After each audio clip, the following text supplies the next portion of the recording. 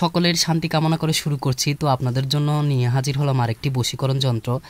এই যন্ত্রটি শুধু তারা প্রয়োগ করতে পারবে যাদের প্রেমিক বা প্রেমিকা আপনাদের সাথে রোজ যোগাযোগ করে বা কথা হয় সেরকম প্রেমিক প্রেমিকার বশীকরণের ক্ষেত্রে।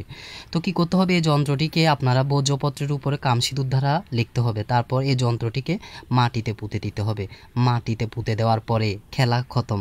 তারপর দেখবেন ও আপনার জন্য পাগল হয়ে যাচ্ছে। তবে যাদের প্রেমিক প্রেমিকা যোগাযোগ করে না তারা এই বশীকরণ প্রয়োগ করবেন না। ধন্যবাদ।